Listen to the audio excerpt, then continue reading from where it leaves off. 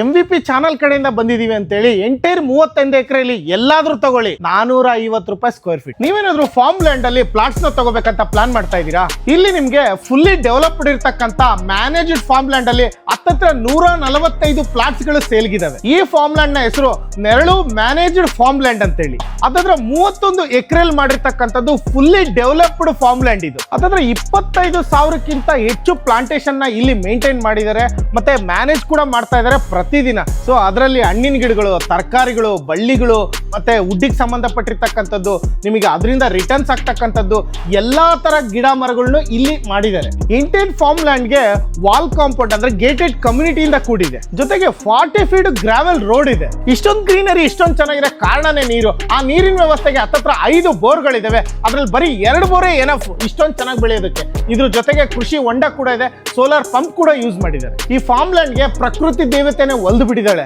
ಯಾಕಂದ್ರೆ ನಂದಿ ಹಿಲ್ಸ್ ಇಂದ ಆಂಧ್ರಗೆ ಹೋಗ್ತಕ್ಕಂಥ ಪಾಪಾಗ್ನಿ ರಿವರ್ ಸ್ಟ್ರೀಮು ಅಟ್ಯಾಚ್ ಆಗಿದೆ. ಅಮ್ಯುನಿಟೀಸ್ ವಿಚಾರಕ್ಕೆ ಬಂದ್ರಂತೂ ಚಿಂದಿ ಅಂತಾನೆ ಹೇಳ್ಬೋದು. ಸೊ ಈ ಫಾರ್ಮ್ ಲ್ಯಾಂಡ್ ಅಲ್ಲಿ ಕ್ಲಬ್ ಹೌಸ್ ಇದೆ, ಕಾಟೇಜ್ ಇದೆ, ಸ್ವಿಮ್ಮಿಂಗ್ ಪೂಲ್ ಇದೆ, ಆಕ್ಟಿವಿಟಿಗೆ ಜಿಮ್ ಆಗಿರ್ಬೋದು, ಮತ್ತೆ ಕ್ರಿಕೆಟ್ ಆಗಿರ್ಬೋದು, ಕೇರಮ್ ಆಗಿರ್ಬೋದು, ಎಲ್ಲಾ ತರ ಅಮ್ಯುನಿಟೀಸು ಇಲ್ಲಿದ್ದಾವೆ. ಜೊತೆಗೆ wifi facilities, work from farm facilities. Just MVP channel ಕಡೆಯಿಂದ ಬಂದಿದೀವಿ ಅಂತೇಳಿ ಎಂಟೈರ್ 35 ಎಕರೆಯಲ್ಲಿ ಎಲ್ಲಾದ್ರೂ ತಗೊಳ್ಳಿ 450 ರೂಪಾಯಿ ಸ್ಕ್ವೇರ್ ಫೀಟ್.